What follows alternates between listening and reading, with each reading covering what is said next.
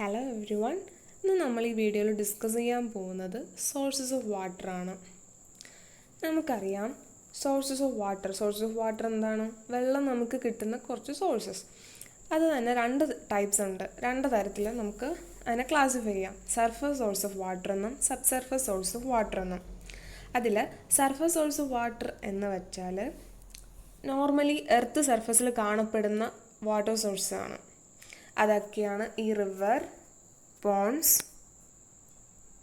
Lakes, sea, storage reservoir. ഇതൊക്കെ surface source of വാട്ടറിൽ വരുന്നതാണ്. ഇപ്പോൾ സബ് സർഫസ് സോഴ്സ് ഓഫ് വാട്ടറിൽ വരുന്നത് എന്തൊക്കെയാണ്? Well, tube well, springs, infiltration gallery. Sub surface source of water എന്ന് പറഞ്ഞാൽ നമ്മുടെ എർത്ത് സർഫസിൽ കാണപ്പെടുന്നതല്ല, സർഫസിന് ബിനീത്തായിട്ട് കാണപ്പെടുന്ന വാട്ടർ സോഴ്സാണ്. ഇതിൽ well, tube well, infiltration gallery ഇതൊക്കെ മാൻമെയ്ഡ് സോഴ്സാണ്. ഇതിൽ സ്പ്രിങ്സ് ആണ് നാച്ചുറൽ സോഴ്സ് നമുക്ക് പറയാൻ പറ്റുന്നത്. അതിൽ സ്പ്രിങ്സ് എന്ന് വെച്ചാൽ നാച്ചുറൽ ഔട്ട്ഫ്ലോ ഓഫ് വാട്ടറാണ്. It's a type of sub surface source of water. സ്പ്രിങ്സിൻ്റെ പ്രത്യേകത, രണ്ട് ഇംപെർവിയസ് ലെയേഴ്സിനിടയ്ക്ക് ഒരു പെർവിയസ് ലെയർ വന്നു കഴിഞ്ഞാൽ സ്പ്രിങ്സ് ജനറേറ്റ് ആവും. രണ്ട് ഇംപെർവിയസ് ലെയേഴ്സിനിടയ്ക്ക് ഒരു പെർവിയസ് ലെയർ വന്നു കഴിഞ്ഞാൽ നാച്ചുറൽ സ്പ്രിങ് ഡെവലപ്പ് ആവും. അതാണ് സ്പ്രിങ്സ് എന്ന് പറയുന്നത്. നെക്സ്റ്റ് വൺ, വെൽസും ട്യൂബ് വെൽസും നമുക്ക് കമ്പയർ ചെയ്ത് നോക്കാം. വെൽസ് എന്ന് പറഞ്ഞാൽ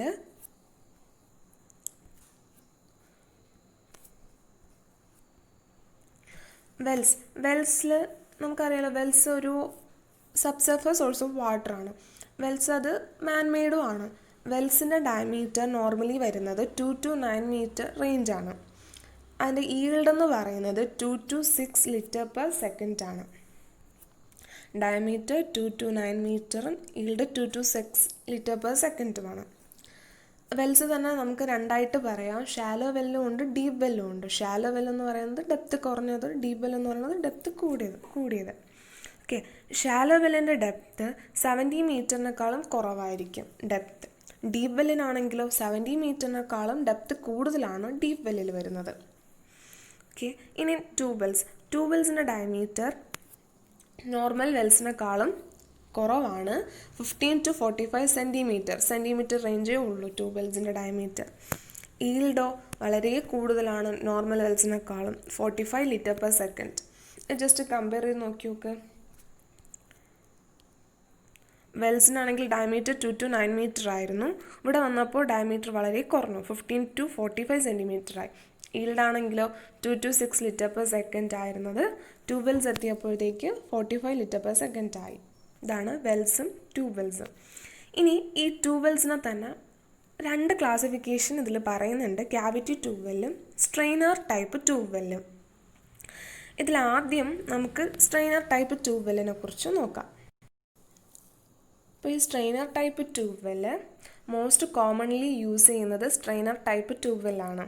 അതുപോലെ തന്നെ നമ്മൾ നോർമലി ട്യൂബ് വെൽസ് എന്നല്ലേ പറയാറുള്ളത്, അല്ലാതെ strainer type tube well, cavity type എന്ന് നമ്മൾ ജനറലി പറയാറില്ല. പക്ഷെ നമ്മൾ നോർമലി ഈ ട്യൂബ് വെൽസ് എന്ന് വിളിക്കുന്നത് സ്ട്രെയിനർ ടൈപ്പ് ട്യൂബ് വെല്ലിനെയാണ്.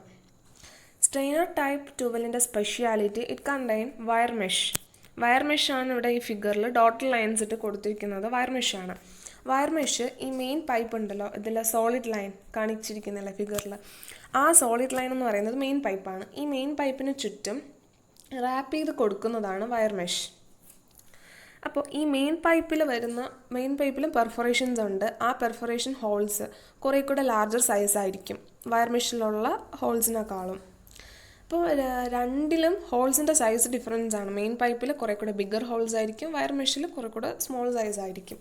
ബട്ട് ഒരു സ്പെഷ്യാലിറ്റി ഉള്ളത്, total area of openings of the tube is equal to the total area of openings of the strainer.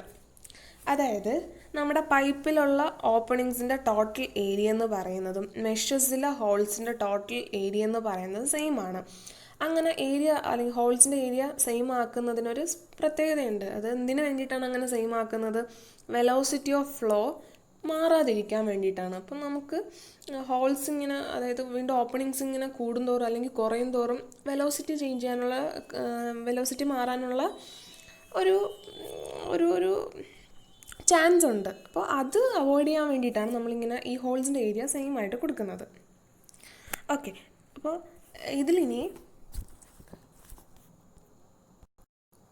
Strainer well ഒന്നുകിൽ അൺകൺഫൈൻഡ് അക്വിഫർ ഓഫ് അൺലിമിറ്റഡ് എക്സ്റ്റെൻറ്റിൽ നിന്നോ or one or more confined aquifer ലെയേഴ്സിൽ നിന്നുമാണ് water draw ചെയ്യുന്നത്. So a strainer well may draw water either from an unconfined aquifer of unlimited extent or from one or more confined aquifer layers. അപ്പോൾ ഇതിൽ നിന്ന് മനസ്സിലായി നമ്മൾ അക്വിഫേഴ്സിൽ നിന്നാണ് water എടുക്കുന്നതെന്ന് മനസ്സിലായി. ഇനി നമ്മളിപ്പോൾ പറഞ്ഞല്ലോ ഈ ഒരു മെയിൻ പൈപ്പിന് ചുറ്റും വയർ മെഷ് ഇങ്ങനെ റാപ്പ് ചെയ്താണ് വയ്ക്കുന്നത്. അപ്പോൾ നമുക്കൊരു ഡൗട്ട് തോന്നില്ല, എത്ര ലെങ്ത് ആയിരിക്കും ഈ ഒരു മെഷസ് നമ്മൾ പ്രൊവൈഡ് ചെയ്യുന്നതെന്ന്. അപ്പോൾ അത് എത്ര ലെങ്തിലാണോ ഈ ഒരു അക്വിഫറിനെ ക്രോസ് ചെയ്യുന്നത് അത്രയും ലെങ്താണ് നമ്മൾ സ്ട്രെയിനർ പ്രൊവൈഡ് ചെയ്യുന്നത്. ഇപ്പോൾ ഈ ഒരു ഫിഗറിൽ ഈ ഒരു പോർഷനില്ലേ, ഇതാണ് അക്വിഫേഴ്സ്. അപ്പോൾ ഈ അക്വിഫേഴ്സ് വരുന്ന അത്രയും പോർഷനാണ് മെഷ് കൊടുത്തിരിക്കുന്നത്. അവിടെയുള്ള സോളിഡ് പൈപ്പിന് ചുറ്റും ഈ മെഷസ് കൊടുത്തിരിക്കുന്നത്. ഇത് അക്വിഫറാണ്. ഇവിടെ ഇത് അക്വിഫറാണ്. അത് അക്വിഫറാണ്. അപ്പോൾ അക്വിഫർ ഇവിടെ വരുന്നതുകൊണ്ടാണ് അതിന് ക്രോസ് ചെയ്യുന്ന അത്രയും ലെങ്താണ് ഇവിടെ മെഷസ് കൊടുക്കുന്നത്. അപ്പോൾ ബാക്കി റിമൈനിങ് പോർഷൻസിൽ ബ്ലൈൻഡ് പൈപ്പോ പ്ലെയിൻ പൈപ്പോ മതി, അവിടെ പെർഫറേഷൻസ് ഒന്നും വേണ്ട. പിന്നെ ഈ ഒരു വയർ മെഷസ് കൊടുത്തിട്ടില്ലേ, അതായത് അക്വിഫറിനെ ക്രോസ് ചെയ്യുന്ന അത്രയും ലെങ്തിൽ വയർ മെഷസ് റാപ്പ് ചെയ്തിട്ടുണ്ടെന്ന് പറഞ്ഞിട്ടുണ്ട്. അതുപോലെ തന്നെ അവിടുത്തെ ആ മെയിൻ പൈപ്പിൽ നമ്മൾ പെർഫറേഷൻസ് കൊടുക്കും. ബാക്കി ഇങ്ങ് മേലോട്ടുള്ളതുണ്ട്, ഈ പോർഷൻസ് ഒക്കെ ഉണ്ടല്ലോ, ഈ പോർഷൻസിൽ ഇവിടുത്തെ ഈ സോളിഡ് പൈപ്പൊക്കെ പ്ലെയിൻ അല്ലെങ്കിൽ ബ്ലൈൻഡ് പൈപ്പായിരിക്കും, പെർഫറേഷൻസ് ഒന്നും കാണില്ല. പക്ഷേ അക്വിഫറിനെ ക്രോസ് ചെയ്യുന്നിടത്തുള്ള മെയിൻ പൈപ്പിൽ പെർഫറേഷൻസ് കാണും. അതുപോലെ തന്നെ വയർ മെഷസ് അവിടെ ചുറ്റും ഇങ്ങനെ കവർ ചെയ്തിട്ടുണ്ടാവും. അടുത്തത് ക്യാവിറ്റി ട്യൂബ് വെൽ. സെക്കൻഡാണ് ഈ ക്യാവിറ്റി ട്യൂബ് വെല്ലിനെ കുറിച്ച് പറയാൻ പോകുന്നത്. ആദ്യം സ്ട്രെയിനർ ടൈപ്പ് ട്യൂബ് കുറിച്ച് പറഞ്ഞു. അടുത്ത സെക്കൻഡ് ഒരു ക്ലാസിഫിക്കേഷനാണ് cavity tube well. Cavity tube വെല്ലിൽ വാട്ടർ എടുക്കുന്നത്, അവിടെയാണ് ഒരു ക്യാവിറ്റി ഫോം ചെയ്യുന്നത്. ആ ക്യാവിറ്റിയിൽ നിന്നാണ് വാട്ടർ നമ്മൾ ഡ്രോ ചെയ്തെടുക്കുന്നത്. ക്യാവിറ്റി വെൽ ക്യാവിറ്റി എന്ന് പറയുന്നത്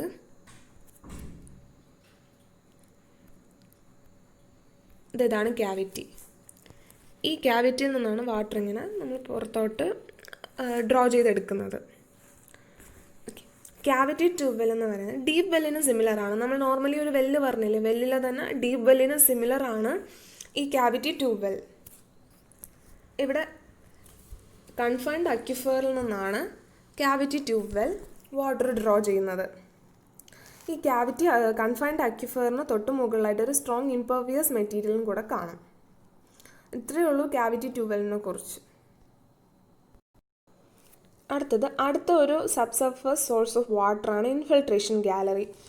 ഇൻഫിൽട്രേഷൻ ഗാലറി എന്ന് പറയുന്നത് ഒരു സ്മോൾ ടണലാണ്. അത് കുറച്ച് പൈപ്പ്സ് ഒക്കെ കൊണ്ടാണ് അത് കൺസ്ട്രക്ട് ചെയ്തിട്ടുള്ളത്. അത് ഒരു മോഡറേറ്റ് ഡെപ്തിൽ അണ്ടർഗ്രൗണ്ട് ഫ്ലോ അവൈലബിൾ ആവാനായിട്ടാണ് നമ്മളിങ്ങനെ ഒരു കൺസ്ട്രക്ഷൻ കൊടുക്കുന്നത്. ഈ ഫിഗറിൽ ആ ടണൽ പോർഷൻ കണ്ടതാണ് ടണൽ പോർഷൻ. ഇതിനെയാണ് ഇൻഫിൽട്രേഷൻ ഗാലറി എന്ന് പറയുന്നത്. ഒരു മോഡറേറ്റ് ഡെപ്തിൽ, അതായത് സർഫസിൽ നിന്ന് കുറച്ച് താഴോട്ടാണ്, ഒരു മോഡറേറ്റ് ഡെപ്തിലാണ് ഈ ഒരു ഇൻഫിൽട്രേഷൻ ഗാലറി കാണുന്നത്. ഇതൊരു കുഞ്ഞ് ടണലിൻ്റെ ഫോമിലാണ് കാണുന്നത്. ജനറലി ഇതിൻ്റെ ഷേപ്പ് എന്ന് പറയുന്നത് സർക്കുലാറാണ്.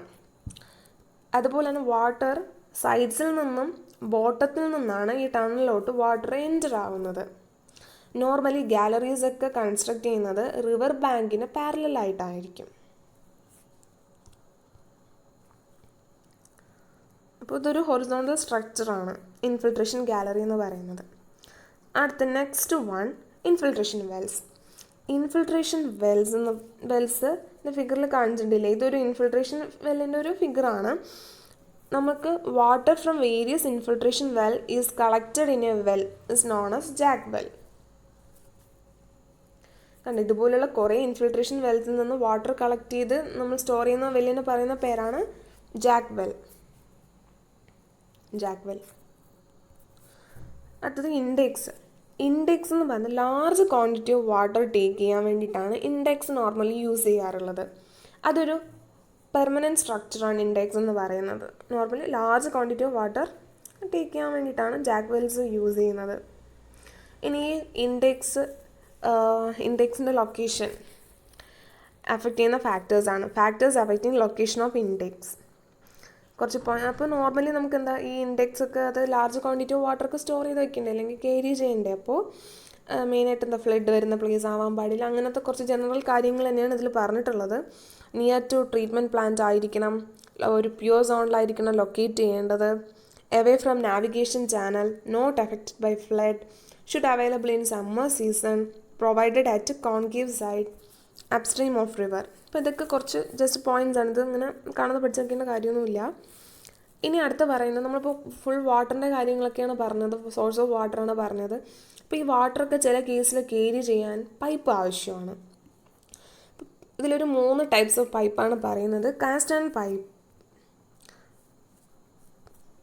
And പൈപ്പുണ്ട്,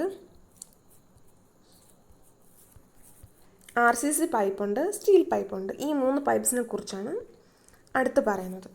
first one, cast and pipe. Cast and pipe strength ആണ്, ഡ്യൂറബിൾ ആണ്. ഡ്യൂറബിലിറ്റി ഒരു 100 years വരെ പറയാം. നല്ല സ്ട്രെങ്ത് ഉണ്ട് അതിന്, ഡ്യൂറബിൾ ആണ്.